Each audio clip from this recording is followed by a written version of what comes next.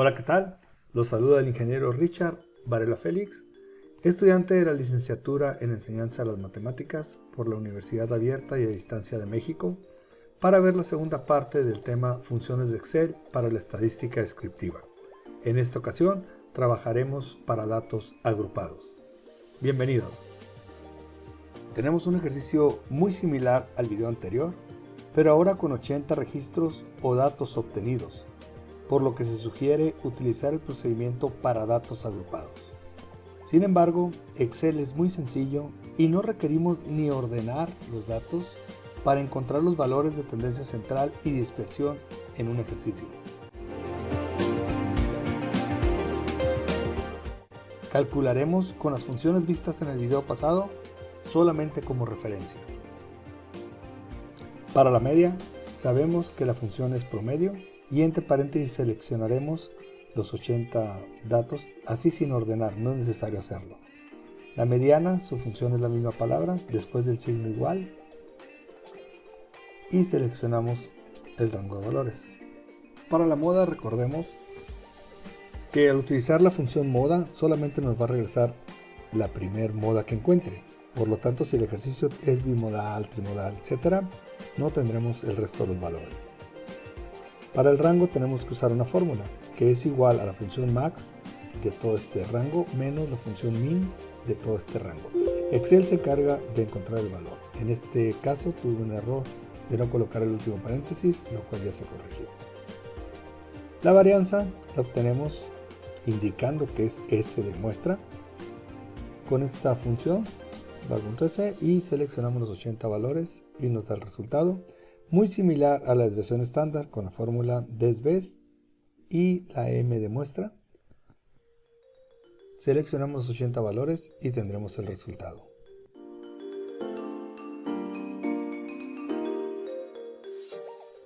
Ahora vamos a resolver el ejercicio para datos agrupados. Trabajamos en otra hoja de Excel donde vamos a poner los datos agrupados y vamos a hacer una tabla de distribución de frecuencias. Aunque primeramente vamos a identificar los valores mínimo y máximo de nuestros 80 datos, los cuales pues ya sabemos vamos a utilizar para el máximo la función max y seleccionar de la otra página, la otra ventana Excel, los 80 valores y la función igual min, abro paréntesis, los 80 valores, enter. A continuación vamos a determinar el rango, el cual es muy sencillo, ya que la fórmula que nos lo va a resolver es en este caso restar el valor máximo que ya encontramos arriba menos el valor mínimo que también ya hemos identificado. A continuación vamos a determinar el número de intervalos de nuestro ejercicio. Para esto tenemos la fórmula de raíz cuadrada de n, por lo que conocemos que nuestra n es igual a 80 datos y la raíz cuadrada de ese número que confirmamos es la que nos da como resultado. Tenemos el número de intervalos, el cual debe ser un valor entero y se recomienda utilizar el entero impar más cercano. En este caso vamos a redondear hacia arriba, dejando nuestro ejercicio en 9 intervalos. Muy bien, ahora vamos a calcular la amplitud de estos intervalos y su fórmula es sencilla, es dividir el rango que ya encontramos entre el número de intervalos. Igual este número se debe redondear al siguiente entero, aunque en este ejercicio nos dio un valor entero. Estamos listos para iniciar nuestra tabla de frecuencias. Vamos a definir los intervalos, que el primero de ellos partirá desde el valor mínimo hasta el valor mínimo más la amplitud. Una vez encontrado esto, ese valor máximo de este rango será el mínimo del siguiente rango y seguimos sumando la amplitud. Y así sucesivamente en cada una de las clases que determinamos. Y una observación importante es que empiezan los valores con corchete, que significa que incluyen el valor en el primer renglón, por ejemplo 500, y terminan en paréntesis, que significa que no incluye en el primer valor, por ejemplo el 600. Esto es para que un dato como el 600 como tal no se repita en el primero y segundo intervalo de clase. Es importante esto, ya que solamente el último de los intervalos tendrá corchetes en ambos lados, sugiriendo que el primer valor se toma en cuenta en este intervalo, así como el último y todos los que estén dentro de él. Nuestro siguiente paso es determinar las marcas de cada una de las clases.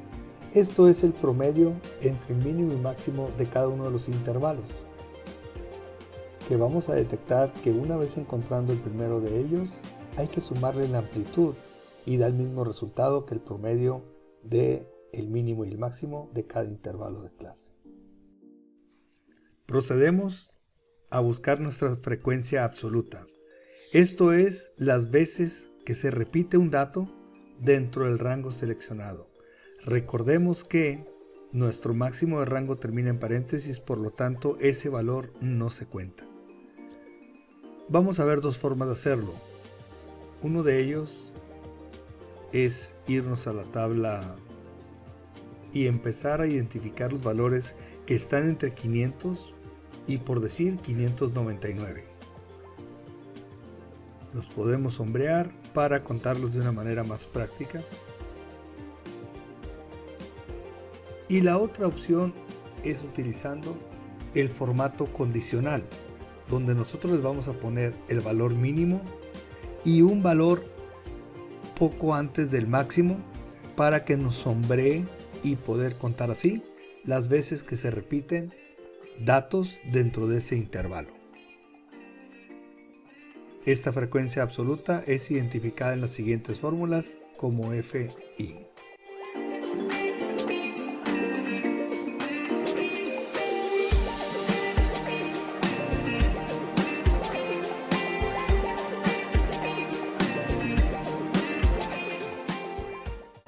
Con el avance que tenemos podemos calcular la media.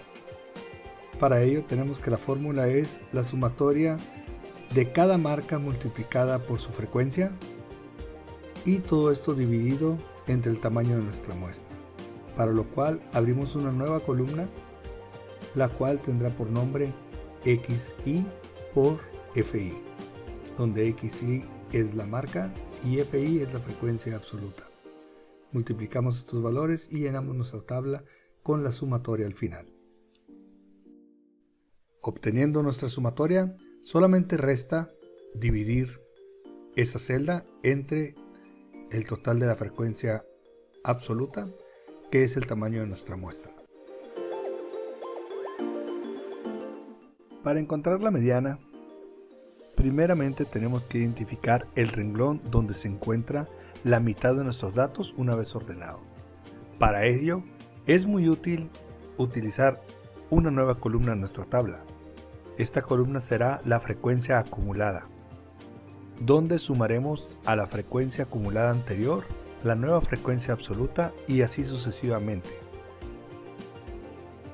Nuestro último dato, sin sumatoria, será igual a la sumatoria de las frecuencias absolutas.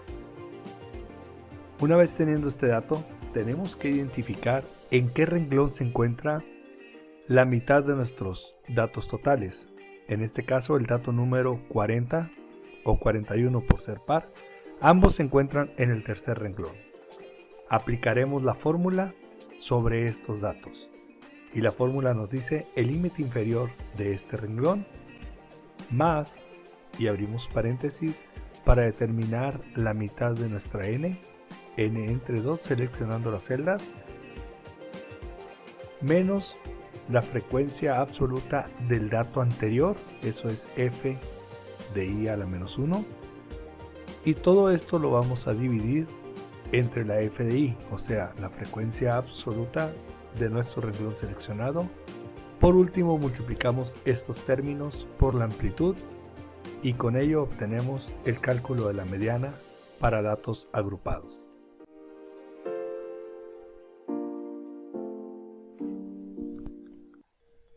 Para calcular la moda, Vamos a utilizar su fórmula para datos agrupados, que es esta de aquí. Y lo primero que tenemos que hacer es identificar el renglón donde se encuentre la frecuencia absoluta de mayor valor. En este caso es nuestro renglón segundo. Y con esta base realizamos lo que nos dice la fórmula. El límite inferior de nuestra base, que son 600, más, abrimos un paréntesis y vamos a colocar la siguiente fracción, donde en el numerador vamos a poner la frecuencia de nuestro renglón seleccionado menos la frecuencia del renglón anterior, eso es FI menos FI menos 1, y esto de aquí lo vamos a dividir entre la siguiente suma, FI menos FI menos 1, que es el mismo dato de arriba, más, abrimos paréntesis y colocamos FI menos FI del siguiente renglón, en esta ocasión la frecuencia absoluta del siguiente renglón. Cerramos paréntesis y esta fracción o esta división que representamos la vamos a multiplicar por la amplitud.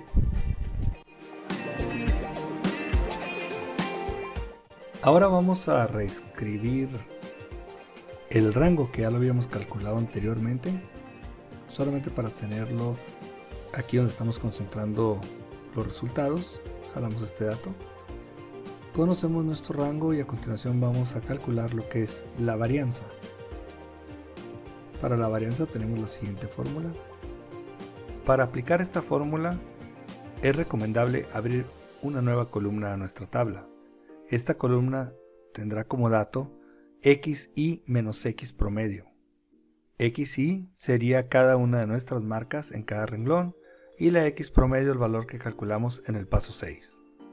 Es importante recordar que le tenemos que poner los signos de pesos antes de la letra y antes del número que representa la columna y renglón de nuestro valor constante, en este caso el valor de la media, para que en todos los renglones la fórmula respete ese valor y no lo vaya desplazando conforme bajemos la fórmula. Atendiendo a la fórmula que tenemos de la varianza, vamos a agregar otra columna a nuestra tabla. En esta ocasión, la columna de X de Y menos X promedio, o sea, la columna anterior elevado al cuadrado. Posteriormente tenemos que agregar una columna más, donde multipliquemos la frecuencia F de Y por el valor que ya llevamos de XY menos X media al cuadrado, donde vamos a multiplicar la frecuencia absoluta de cada renglón por el valor obtenido en la columna anterior, la N de cada renglón, y al final del proceso sumar esto para encontrar el valor del numerador de nuestra fórmula de la varianza muestral. Como la fórmula atiende a una muestra, el denominador será nuestro valor n igual a 80 menos 1 para encontrar el resultado de la varianza. Recordemos que la varianza nos da unidades al cuadrado, en este caso pesos al cuadrado, dato que quizás no nos diga mucho. Ahora vamos a calcular la desviación estándar, que sabemos que es la raíz cuadrada de la varianza, pero si queremos aplicar su respectiva fórmula para datos agrupados, tenemos una fórmula muy similar a la de la varianza, donde S es igual a la raíz cuadrada de todo lo anterior. Podemos trabajar con el mismo valor de la columna O como sumatoria, dividido entre el mismo 80 menos 1, y a todo esto sacarle la raíz. Si notamos, obtenemos el mismo valor.